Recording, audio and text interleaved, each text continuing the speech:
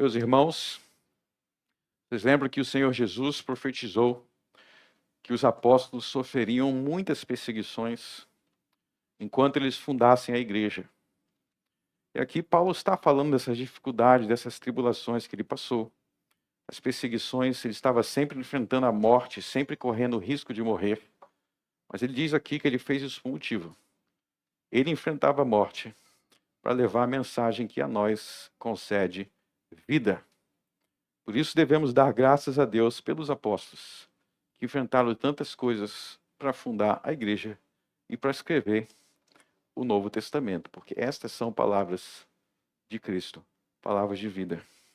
Nós vamos orar então agora, para que o mesmo Espírito que esteve sobre o apóstolo Paulo esteja sobre nós nesta manhã. Senhor nosso Deus, ilumine nossos olhos, abre o nosso entendimento, que o mesmo evangelho que foi pregado por Paulo seja ouvido e recebido por nós. Que o mesmo evangelho que foi pregado por Mateus, por João, por Tiago, por todos os apóstolos, seja ouvido e recebido não com coração de pedra, mas com humildade. Se alguém aqui, Senhor, que ainda não te conhece, esteja convertendo os corações. No nome de Cristo eu oro. Amém. Graças a Deus, nós vamos continuar a nossa série de mensagens, Rei dos Reis, exposições no Evangelho de Mateus. E nós vamos hoje para a parte 60. A parte 60. O título de nossa mensagem é Jesus, a ressurreição e a vida. Jesus, a ressurreição e a vida.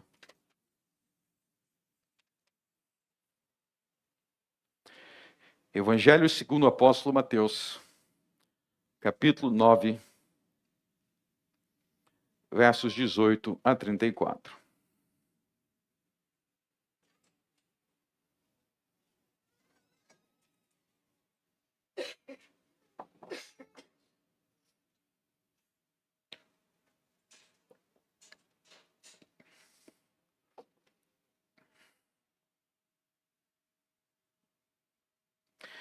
Dizendo-lhes ele, quer dizer Jesus, estas coisas, eis que chegou um chefe e o adorou, dizendo: minha filha faleceu agora mesmo, mas vem, impõe-lhe a tua mão, e ela viverá. E Jesus, levantando, seguiu, ele e os seus discípulos. E eis que uma mulher que havia já 12 anos padecia de um fluxo de sangue, chegando por detrás dele, tocou a orla de sua roupa, porque dizia consigo: se eu tão somente tocar a sua roupa, ficarei sã. E Jesus, voltando-se e vendo-a, disse: tem bom ânimo, filha, a tua fé te salvou. E imediatamente a mulher ficou sã. E Jesus, chegando à casa daquele chefe, e vendo os instrumentos, e o povo em alvoroço, disse-lhe: retirai-vos, que a menina não está morta, mas dorme. E riam-se dele. E logo que o povo foi posto fora, entrou Jesus, e pegou-lhe na mão, e a menina levantou-se. Espalhou-se aquela notícia por todo aquele país.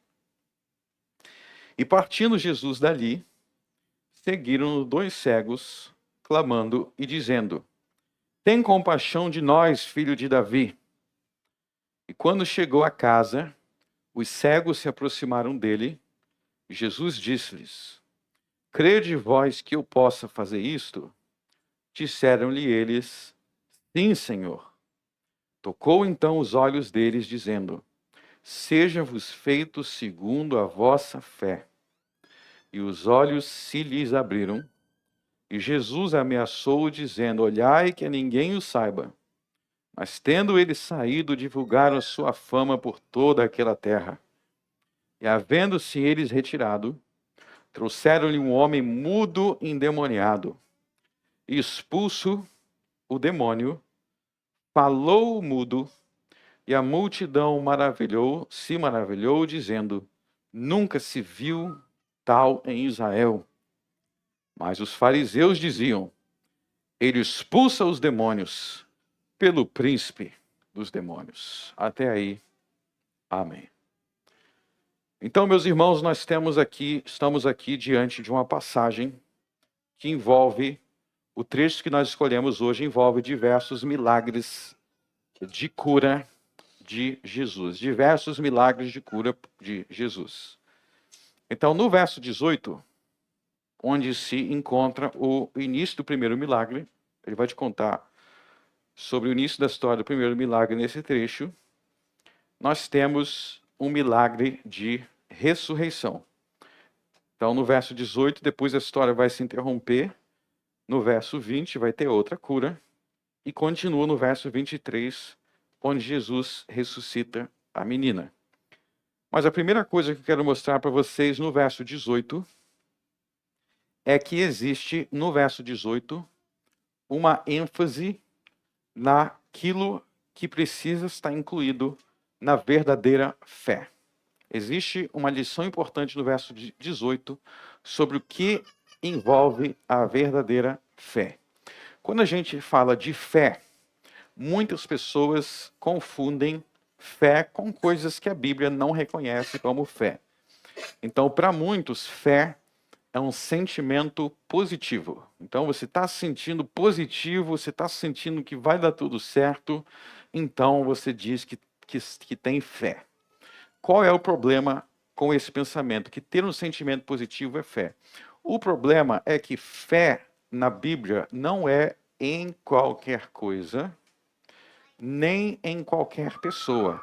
Fé na Bíblia é em Deus, o Deus verdadeiro, é confiança no Deus verdadeiro. E além disso, fé na Bíblia não é algo ignorante. Fé na Bíblia não é algo desprovido de conhecimento. Então, hoje em dia as pessoas gostam de colocar fé contra a razão. Tem gente que fala assim, não, eu não tenho muita fé não, porque sou uma pessoa mais racional. Eu gosto de pensar mais, pois a verdadeira fé, a fé bíblica, é racional. A verdadeira fé, na Bíblia, ela é racional. Na carta aos Romanos, capítulo 10, Paulo, não precisa abrir, mas o apóstolo Paulo, ele critica aqueles que diziam ter fé, mas era sem entendimento. Eles diziam ter fé, mas sem entendimento. Essa semana eu estava lendo um autor que é muito conhecido aí no Brasil. Ele é muito conhecido no meio da direita, dos conservadores, mas ele dizia assim, que a fé boa, ele dizia que a fé madura é quando você não entende nada. E quanto menos você entender, melhor essa fé. A fé bíblica não é assim. A gente vai ver nesse texto aqui que a fé bíblica, ela tem razões. A fé bíblica, ela tem entendimento, ela é inteligente. A Bíblia não incentiva a ignorância, nem incentiva você ficar acreditando em qualquer coisa ou sentindo qualquer coisa. Ah, eu senti um arrepio, então eu estou com fé.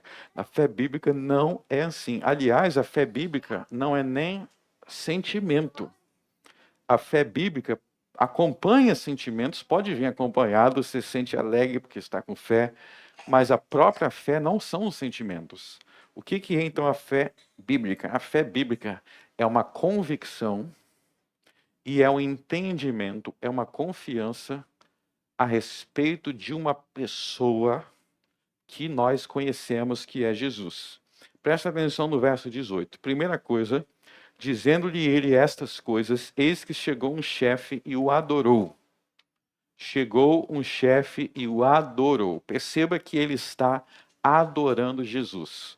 O que isso pressupõe? Isso pressupõe que ele crê que Jesus é Deus. Ele crê que Jesus é Deus, porque ele adora Jesus. A adoração, na Bíblia, é um tratamento, é algo que só Deus pode receber. Isso foi ensinado pelo próprio Jesus em Mateus capítulo 4. Em Mateus capítulo 4, se vocês lembrarem do que Jesus disse para Satanás na tentação do deserto, Mateus 4, Satanás disse assim no verso 9. Olha só o que o diabo disse para Jesus. e disse: tudo isso te darei se prostrado me adorares. Verso 10. Então disse-lhe Jesus: vai-te, Satanás, porque está escrito, vamos ler junto, ao Senhor teu Deus adorarás e só a Ele servirás. Então, só a Deus que nós devemos prestar nosso culto, nossa adoração.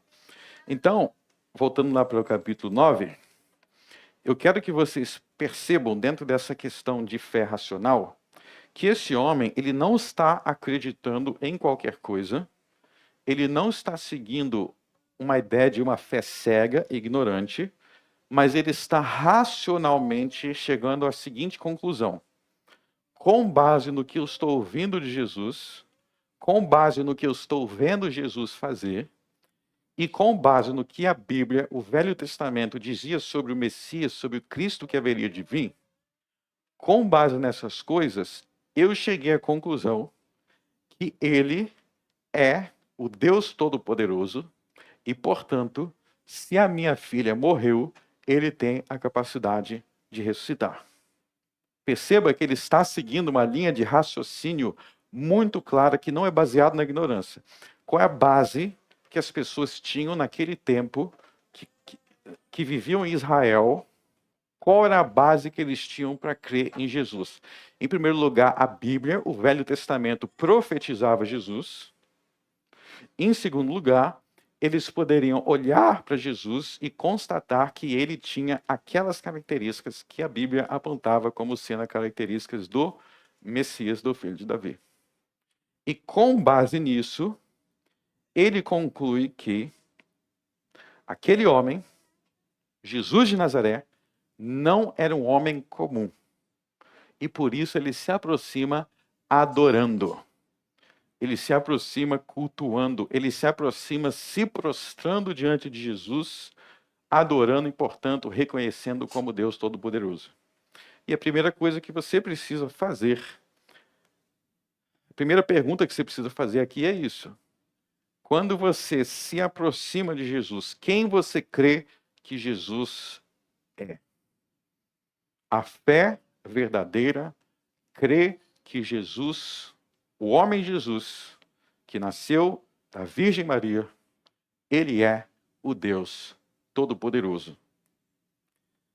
E aí, não somente isso, não somente ele crê que Jesus, o homem Jesus é Deus, então ele crê que Jesus é uma pessoa com duas naturezas. Para refletir sobre isso. Ele crê que Jesus é uma pessoa com duas naturezas e, portanto, que deve ser adorado. Mas ele também crê e entende os atributos de Deus. Vamos refletir um pouco sobre essa questão dos atributos de Deus. Inclusive, nós temos falado sobre isso na classe dos novos membros. Então, eles estão tendo a aula parte 2 agora, do que eu falei na classe. Os atributos de Deus é aquilo que caracteriza Deus como Deus. Então, se você perguntar o que é um homem, o que é um ser humano, existem características que vão determinar que aquilo ali não é um ser humano, aquilo ali é uma mesa. Eu sou um ser humano, aquele ali é um ser humaninho, de cabelo enroladinho, tem maiores, tem menores, mas todos nós somos humanos, porque nós temos essas características. O que é um homem, o que é uma mulher, tem características que definem. Semelhantemente, existem os atributos de Deus, que é o que define Deus como Deus. Então, eu estava contando aqui uma história antes de alguns anos atrás, que eu estava com uma pessoa que eu conhecia e eu falei que eu não acreditava em ETs. Eu falei, não acredito em ETs. E aí ele ficou extremamente ofendido comigo, ficou chateado comigo, levou para o lado pessoal mesmo. Ele começou, mas você acredita em Deus? Eu falei, Deus não é um ET. Aí ele falou, mas vou te falar por que eu não acredito em Deus. Eu perguntei para ele, por que você não acredita em Deus? Ele falou, porque eu não acredito que o universo foi criado por um velhinho de barba branca. Ele falou. Eu não acredito que foi criado por um velhinho de barba branca. Ele falou, eu até achei assim que era brincadeira, mas ele estava falando sério. Qual o problema? Eu também não acredito que o universo foi criado por um velhinho de barba branca, porque Deus não é um velhinho de barba branca. Você já pararam para pensar quantas pessoas enxergam Deus assim? É como se ele fosse um idoso de barba branca. Eu acho que esses quadros que as pessoas ficam vendo pintura e levam muito a sério essas pinturas. A Bíblia não apresenta Deus assim. A Bíblia não apresenta Deus como um homem gigante de barba branca. A Bíblia ensina que Deus não tem corpo. Deus é incorpóreo. Deus é espírito. Por isso, inclusive, que Deus é onipresente.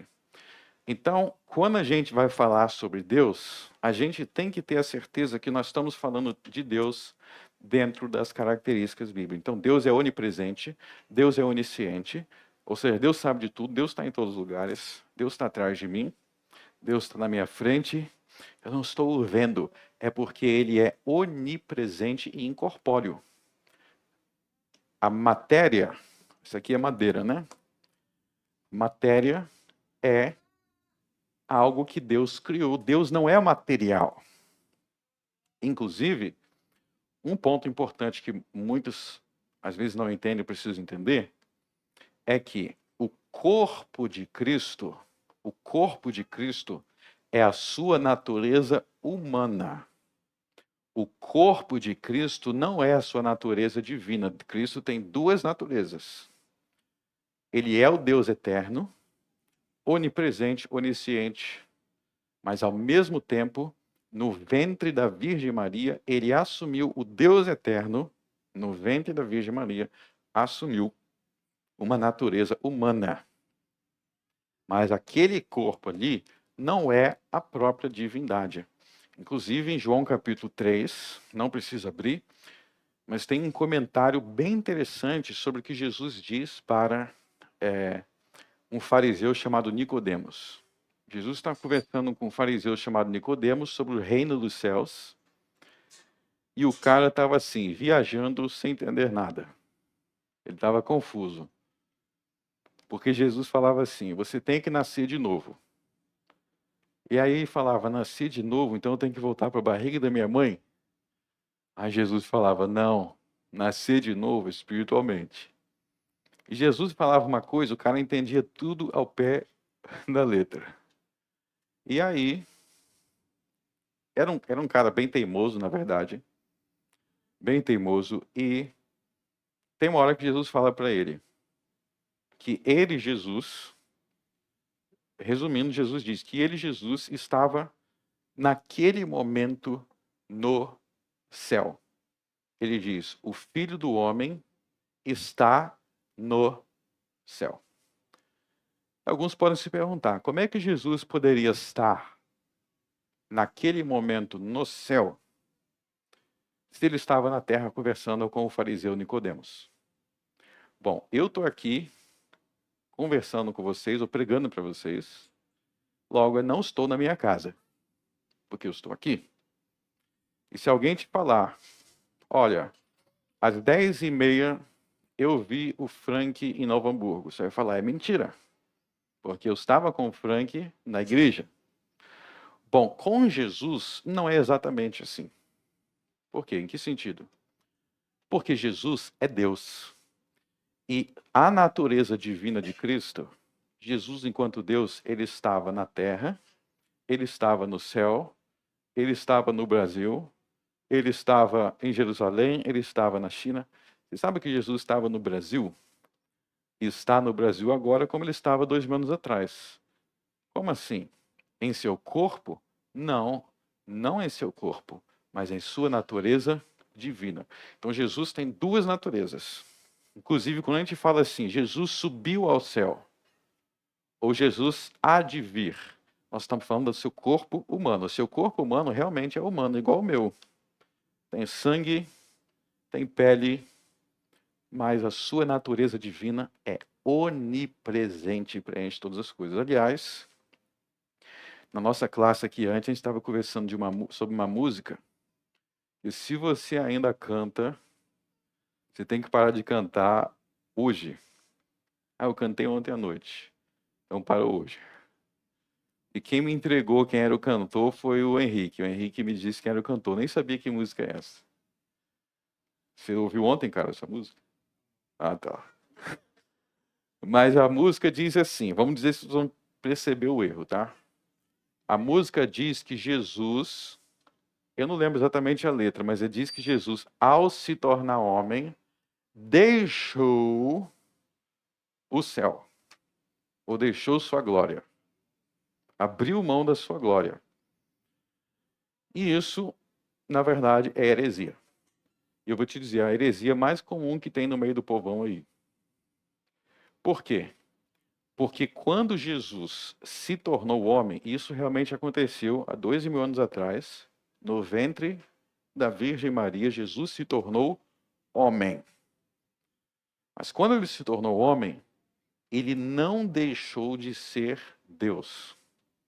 Ou seja, a encarnação de Cristo não fez com que houvesse uma mudança na natureza divina. A natureza divina não muda. Deus não muda. O que aconteceu é que a natureza humana foi acrescentada à pessoa divina. Houve um acréscimo da natureza humana à divina. Ele passou a ser homem também. Mas Jesus nunca deixou o céu em sua natureza divina, porque Deus é... Qual é um dos atributos de Deus? Deus é onipresente. E ele não deixa de ser onipresente. Ele está em todos os lugares sempre. Por isso que ele falou para o fariseu Nicodemos em João 3, eu, filho do homem, estou no céu. Ele diz, ninguém subiu ao céu, exceto o filho do homem que desceu do céu. Ele fala assim, que está no céu, ele fala.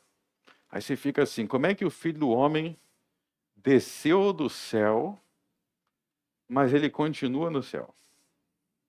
Porque Deus é onipresente. Ele está em todos os lugares. Então Jesus nunca deixou a sua glória, ele nunca deixou de ser Deus, e é por isso que as pessoas, quando ele estava na terra, o que as pessoas faziam? O adoravam. Se ajoelhavam perante ele, e mais do que isso, o que esse homem pede? Minha filha faleceu agora mesmo. Vem, impõe a tua mão e ela viverá. O que ele crê sobre Jesus? Ele crê que Jesus é Deus. Qual um dos atributos de Deus? Ele é todo poderoso, ele é onipotente. Ou seja, ele não se prende ao que está diante dos seus olhos. Diante dos seus olhos, se você olhasse para Jesus, você ia ver, parecia um homem comum. Se você olhasse para Jesus, você ia ver alguém que parecia ser mais um homem. Tanto que quando eles quiseram prender Jesus, eles pagaram Judas Iscariotes. Vocês lembram que eles pagaram Judas Iscariotes 30 moedas de prata? Por quê? Porque eles queriam que alguém dissesse, olha, Jesus é esse daqui. Naquela época não tinha Facebook, não tinha Instagram, para ver a foto da pessoa, né? Então eles pagaram Judas para ter certeza que era aquele ali. Por quê? Porque Jesus não tinha uma luz assim, que saía da cabeça dele. Você já viu que muitos quadros têm uma luz em volta da cabeça de Jesus? Aquilo ali é a imaginação do artista. O Jesus que você olhar, você vê um homem comum. Então ele está olhando além, porque ele está dizendo, vem, impõe-lhe a tua mão e ela viverá. Ou seja, ele crê na onipotência de Jesus Cristo, que ele não é um homem comum, ele é um homem que nasceu, mas ele é o Deus eterno. E é isso a base da fé que você precisa ter. Essa é a essência do cristianismo, essa é a essência do evangelho, que o Filho da Virgem é Deus. Ele é Deus. E é por isso que você olha para ele. Agora, para pensar. Se você vem até mim e fala, minha filha faleceu, eu não tenho poder para ressuscitá-la. Você não tem poder para ressuscitá-la. O homem não tem esse poder. Jesus tem porque ele é Deus. E Jesus, levantando, seguiu ele e os seus discípulos. E aí vai vir outra cura, verso 20. E eis que uma mulher que havia já 12 anos padecia de um fluxo de sangue, chegando por detrás dele, tocou a orla da sua roupa, porque dizia consigo mesmo: se eu tão somente tocar a sua roupa, ficarei sã. E Jesus, voltando-se vendo-a, disse: tem bom ânimo, filha, a tua fé te salvou. E imediatamente a mulher ficou sã. Então veja aí novamente, vocês têm que ver isso bem claro no texto, que existe a ideia de que a fé verdadeira era inteligente. Essa mulher aqui foi muito inteligente. Você vê que ela crê que Jesus cura, ela crê que Jesus é onipotente, e ela chega à conclusão que este homem é Deus, o Deus puríssimo, o Deus justíssimo e tão poderoso, que se eu encostar na roupa dele, eu já vou ser curada. Ela tem essa fé. E Jesus elogia ela no verso 22.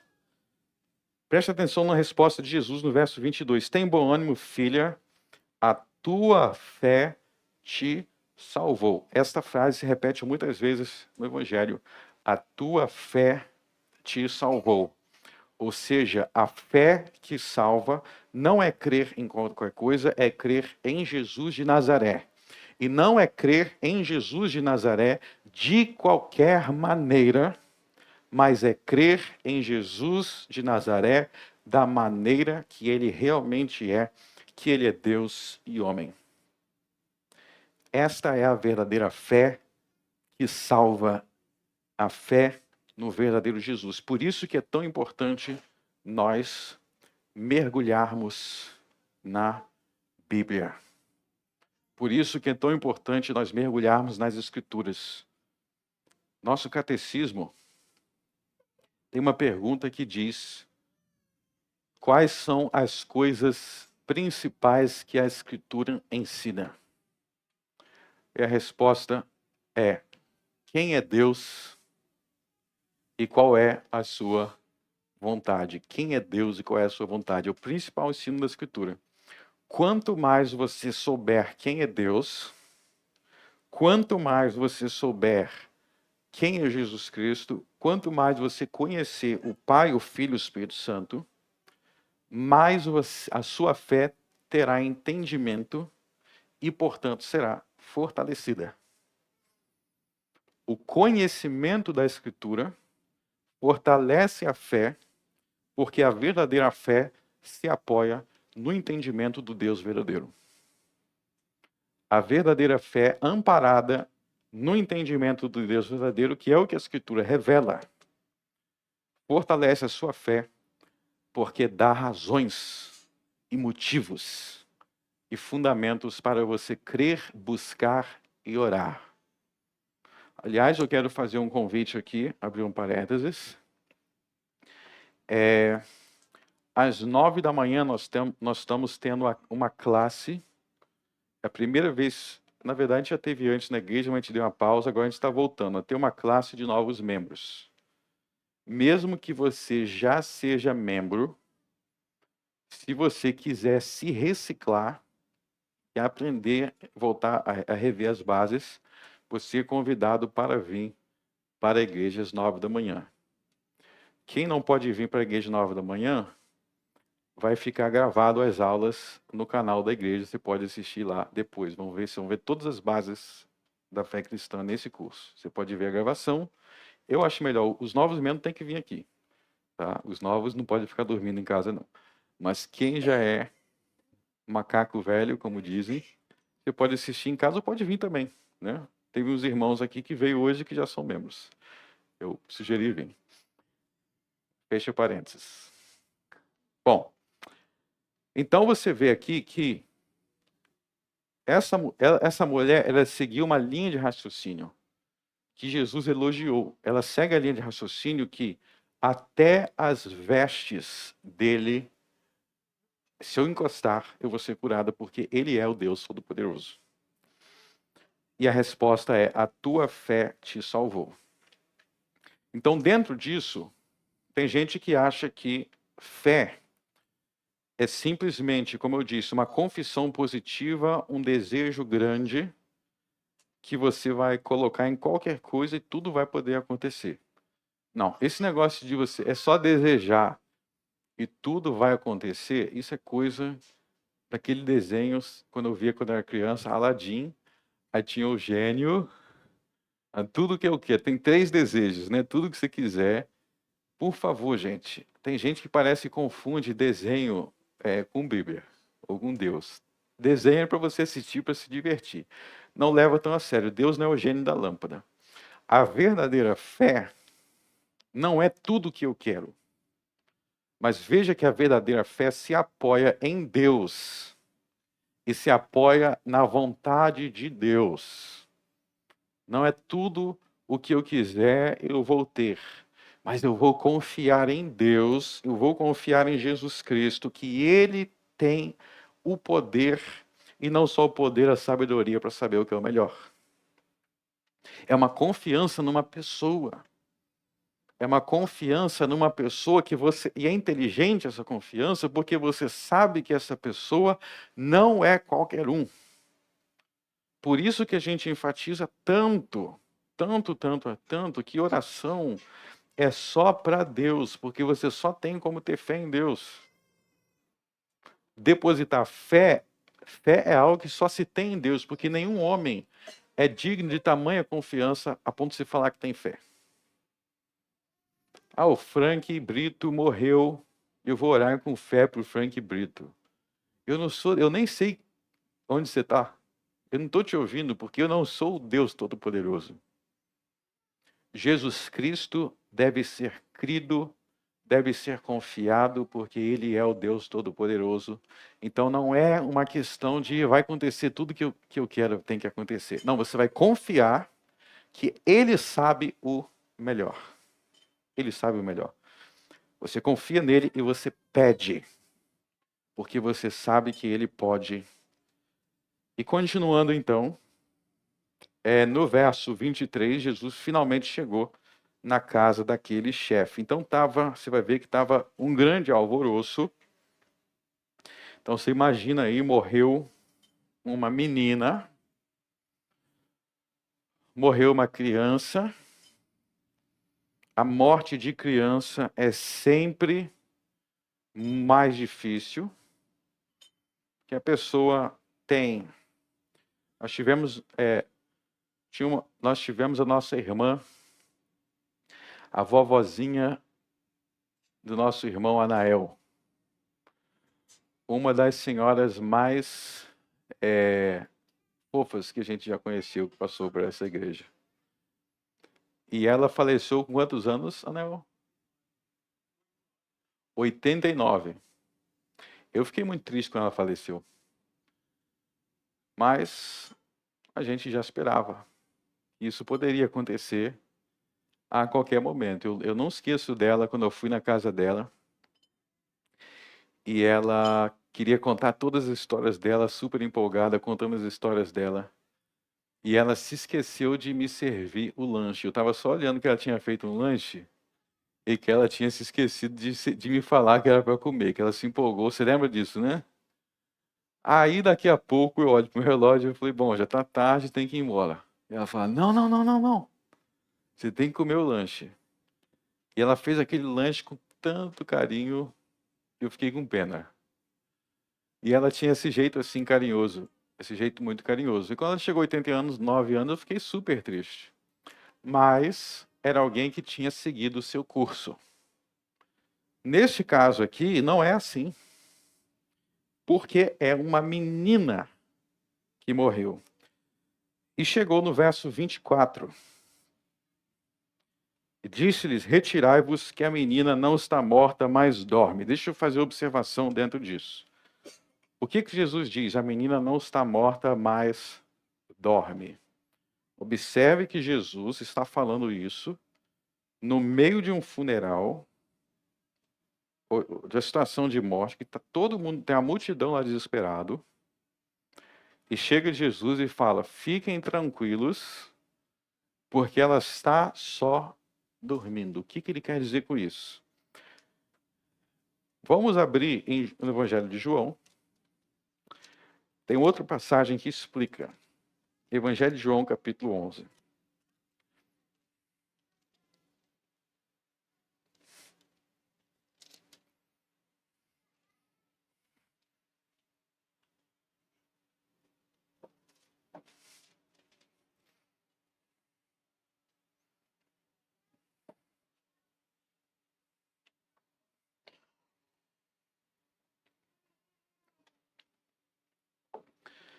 João, capítulo 11.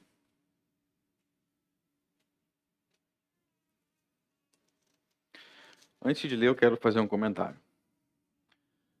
Muitas vezes, os discípulos, como diz a minha esposa, eram bem broquinhos. Vocês sabem o que é broquinho? Não sei se é uma... Mas é burrinho. Na verdade, eu que comecei a falar e ela começou a falar também. Porque, olha só, olha só. Vamos para o verso 5. Não, na verdade, vamos para o verso 1. Estava, porém, enfermo um certo Lázaro de Betânia, aldeia de Maria, e de sua irmã Marta. E Maria era aquela que tinha ungido o Senhor com unguento, e lhe tinha enxugado os pés com os seus cabelos, cujo irmão Lázaro estava enfermo. Mandaram-lhe, pois, suas irmãs dizer: Senhor, eis que está enfermo aquele que tu amas. Então, tinha esse Lázaro aí, ele ficou doente, as irmãs dele mandaram chamar Jesus, para Jesus curar. E Jesus faz algo que, para alguns, causa estranheza. Olha no verso 6. Quando ouviu, pois, que estava enfermo, ficou ainda 2 dias no lugar onde estava. Então, Jesus ficou sabendo que ele estava doente, ele ficou parado lá, ficou naquele lugar mesmo, não foi curar. Vocês vão ver que depois, quando Jesus chega lá, a irmã está chateada. A irmã vai estar chateada, vai falar: Jesus, por que tu não chegou aqui a tempo para curar ele? Agora ele morreu. Mal ela sabia que a intenção era essa. Porque Jesus não queria curar ele de uma doença, Jesus queria ressuscitá-lo. Vamos continuar. Verso 11. Assim falou e depois disso disse-lhes: Lázaro, o nosso amigo, dorme. Olha só o que Jesus diz: Lázaro, nosso amigo, dorme, mas vou despertá-lo do sono. Aí vem a pergunta, vem o comentário broquinho dos discípulos. Olha só o que ele vai falar. Disseram, pois, os seus discípulos: Senhor, se dorme, estará salvo. Ele fala assim: está dormindo? Que bom. Então, está tudo bem. Aí Jesus vai falar, ó. Mas Jesus dizia isto da sua morte. Eles, porém, cuidavam que falavam do repouso do sono. Ou seja, Jesus não deveria ser entendido ao pé da letra que estava realmente dormindo, tirando uma soneca. Mas quer dizer, o que quer dizer ele está dormindo? Por que Jesus usa essa palavra dormir para se referir ao sono? Porque o sono, você vai acordar. Então, dizer que estava dormindo era uma forma de Jesus dizer: eu estou prestes a ressuscitá-lo. É como ele dizendo: está morto. Está morto, mas fica tranquilo. Para mim, Jesus é como se estivesse dormindo. Porque eu posso ir lá e acordá-lo a hora que eu quiser. Então não é que realmente estava dormindo, é que para Jesus, em sua onipotência, aquelas coisas que parecem que não tem solução, que não tem saída, ele fala: não é morte não. Para mim é só uma cochilada. Por quê? Porque eu posso acordar. Eu posso ressuscitar. Volte para Mateus capítulo 9. Então você vê quando Jesus chega e diz que ela estava dormindo, para mim não está morta. Para mim está só tirando um cochilo. Por quê? Porque ele ia ressuscitar e todo mundo começou a rir.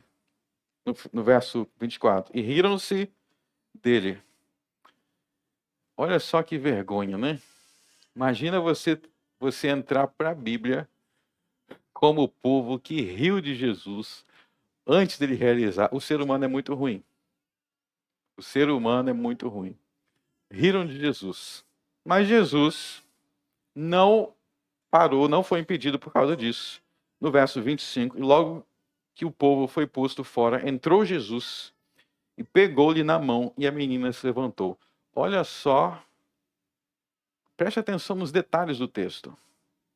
Jesus entrou, segurou a mão dela, pronto, ela se levantou. Bastou um toque de Jesus e ela ressuscitou. E nesse momento aqui, talvez nós podemos nos perguntar, poxa, eu queria tanto que Jesus estivesse na terra agora, porque eu ia levar os meus enfermos até ele. Se alguém morreu, a gente podia levar até Jesus e lhe ressuscitar. É muito importante você entender o seguinte, algo que eu já enfatizei em relação aos milagres de Jesus, que é o seguinte. Todos os milagres que Jesus realiza nos evangelhos, nós que cremos nele, em algum momento vamos receber. Isso é muito importante. Todos os milagres de Jesus nos evangelhos, em algum momento nós vamos receber. Nós só não sabemos quando. Então, se porventura você é cego, eu acho que não tem nenhum cego aqui, né? Não. Mas se você é cego, em algum momento você vai ser curado. Quando? Não sei. Mas no mínimo, na eternidade, na ressurreição final, você vai, na vida eterna, enxergar. Todos que morreram hão de ressuscitar. Em 1 Tessalonicenses capítulo 4, o apóstolo Paulo, ele diz, em 1 Tessalonicenses 4, ele diz que nós não podemos chorar pelos nossos mortos da mesma forma que os que não conhecem a Deus choram. Em que sentido ele explica? Ele diz, nós cremos na ressurreição, nós cremos na vida eterna. Nós cremos que aqueles que morreram hão de herdar a vida eterna.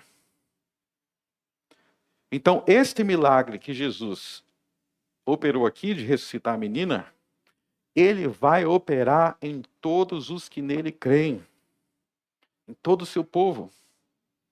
Eu vou experimentar esse milagre aqui. Quando Jesus vier no fim do mundo, ele há de ressuscitar todos os que, o profeta Daniel chega a dizer, todos os que dormem no pó hão de ressuscitar.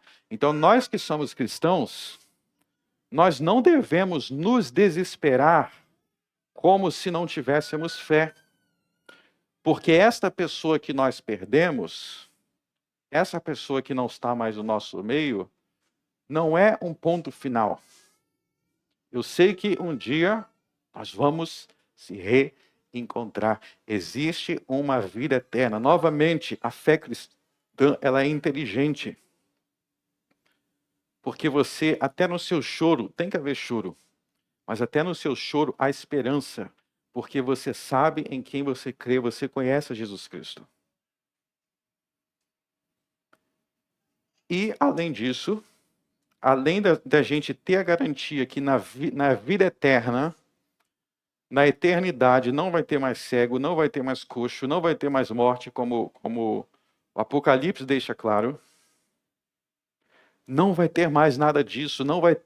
João diz que não vai haver mais lágrimas, porque você vai se reencontrar. Então, este milagre que Jesus realizou aqui, ele vai realizar com todos nós.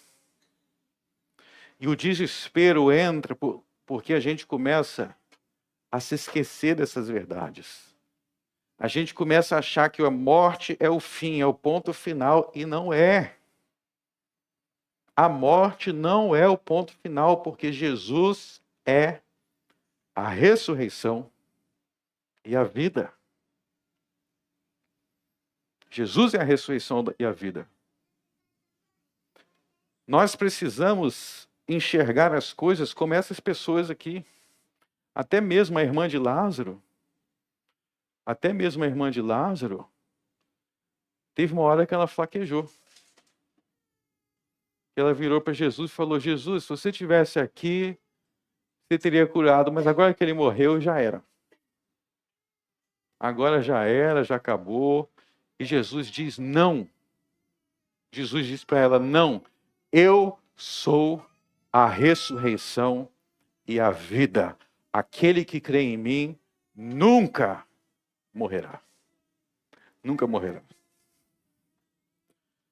Então, é preciso entender que em todos esses milagres, nós aprendemos o que Jesus fará com todos nós. Nós aprendemos que toda a cegueira terá fim, os coxos vão andar, os mortos vão ressuscitar. Não se prendam à transitoriedade das coisas, não se prendam ao momento. Coloquem os olhos na eternidade. E no verso 27, é muito importante ver a forma com que os dois cegos chamam Jesus. Olha só o verso 27. E partindo Jesus dali, seguiram-no dois cegos, clamando e dizendo: tem compaixão de nós, filho de Davi. Tem compaixão de nós, filho de Davi. Vamos parar aí. Por que eles estão chamando Jesus de filho de Davi? Lembra do que eu acabei de explicar.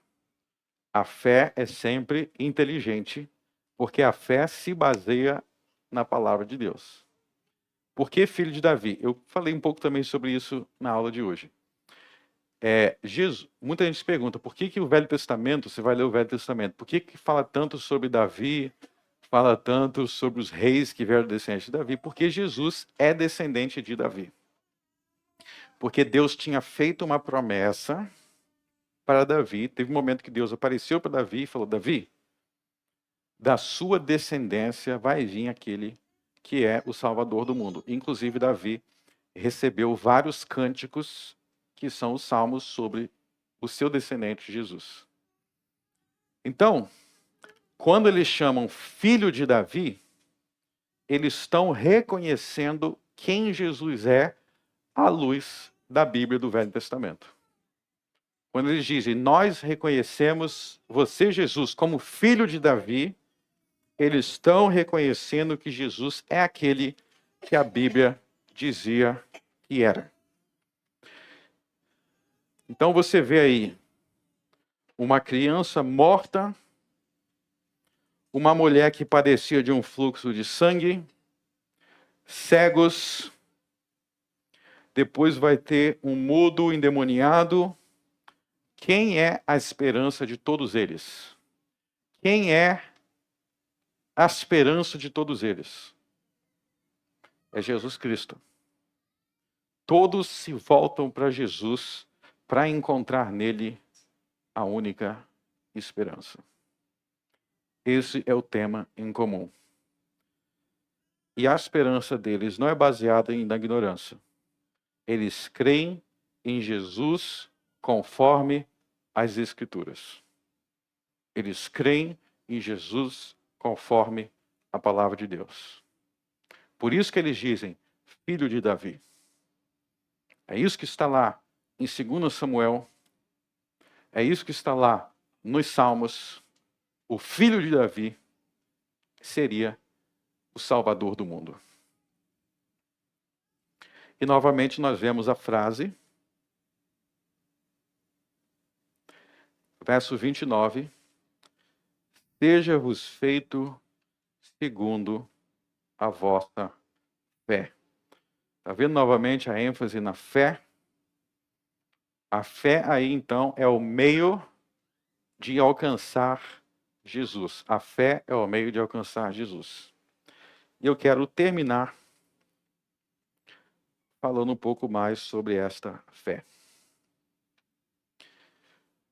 Entenda o seguinte, a fé inclui razões, a fé inclui inteligência, a fé inclui entendimento. Mais do que isso, A fé é confiar em Jesus conforme o entendimento que ele deu de si mesmo em sua palavra.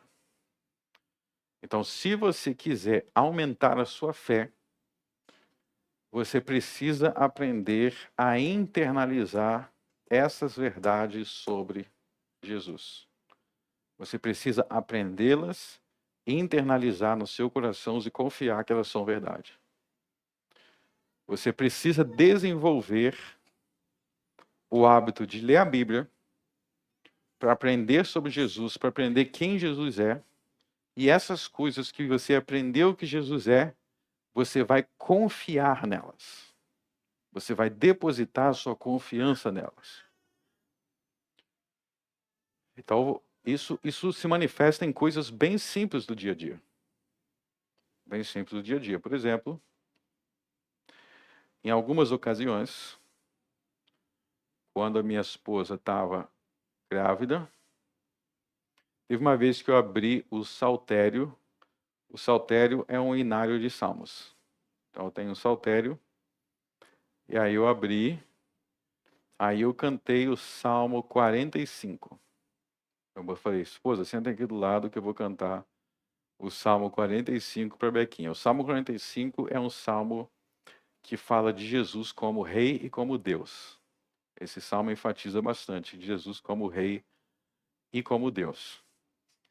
Na minha cabeça ali, eu estava fazendo aquilo convicto, com plena convicção, de que ao cantar um louvor de Jesus como Deus, havia uma obra do Espírito Santo para influenciar minha filha a nascer, crescer com essa fé. Eu estou fazendo isso, cantando um hino de louvor a Jesus como Deus, mas não é simplesmente porque, é claro que é divertido, né, estar aí com a esposa grávida, aí ela começa a mexer na barriga, tem tudo isso. Mas eu tenho a convicção plena de que ao fazer isso, eu estou comunicando graça espiritual para minha filha no ventre. É uma convicção. Como que eu sei que é assim? Porque a Bíblia me diz que é assim. A Bíblia me diz que as crianças podem se encher do Espírito Santo. Então eu não vejo aquela criança no ventre só como um monte de célula. Tem gente que fala assim, meu corpo, minhas regras, se eu quiser abortar, eu aborto. Não. Aquilo ali, aquele bebê ali, a minha filha, eu já considerava como uma filha de Deus. Eu fazia coisas para ela crescer e cheia do Espírito Santo. É só uma coisa do dia a dia que você pode fazer. Você está lavando lá a louça. Você pode conversar com Deus enquanto você lava a louça, aí você conversa com Deus na convicção, da seguinte convicção, de que por causa daquela conversa, tem uma série de coisas que vão ser diferentes no seu dia a dia, que não seria diferente se você não tivesse aquela conversa. Tem coisas que você faz, estou mostrando aqui que a verdadeira fé não vai se manifestar só em momentos muito grandiosos. No dia a dia, você crê que aquela oração que você faz pode ser muito decisiva e você tem convicção disso. Porque você crê em Jesus. Você crê em Jesus. E você tem convicção que essas coisas que você vai fazendo... Outro exemplo. Você está se sentindo confuso. Você está se sentindo confuso. Aí você fala, bom, estou confuso, não entendo nada. Vou te dar uma dica. Pega o Evangelho de Mateus e leia um capítulo todos os dias. Só que você tem que ler, não é ler por ler, você tem que ler com fé. Como é que se lê com fé? Na convicção de que se você se esforçar para ler, Deus vai tirar a sua confusão e você vai entender. Eu li uma vez, eu desisti, não li mais. Pronto, você acabou de provar que quando você leu, você não leu com fé. Porque quem tem fé, quem tem convicção, persevera. Então você tem que ir inserindo coisas no dia a dia, coisas nos pequenos momentos do dia a dia, você vai fazer com convicção em Jesus. Se você fizer com convicção em Jesus, você vai demonstrar para ele que você tem fé e ele vai te responder dizendo: seja-vos feito segundo a vossa fé. Ou seja, a nossa fé dará frutos. Agora, se você faz, mas já com o pé atrás, eu vou fazer se vai dar certo. Vamos ver se isso aí é real mesmo. Mas já não tem fé. Se esse cara chegasse aqui para Jesus, imagina que esse cara, que a filha morreu, ou os dois cegos, chegasse assim: ó Jesus, eu estou ouvindo dizer aí que você cura, então eu vim aí ver qual é que era. Vamos ver se você consegue mesmo. Você acha que ele ia conseguir? Não. Ele conseguiu porque ele veio com fé. Não chegou falando: vamos ver como é que vai ser. Vamos testar. Esse negócio de testar, Jesus disse: não tentarás o Senhor teu Deus. Deus não é para ser testado por você, não. Deus é para ser crido e confiado. Deus é digno de toda confiança. Por isso, vamos crer como essas pessoas, vamos confiar como eles. Faça alguma coisa para mostrar sua fé.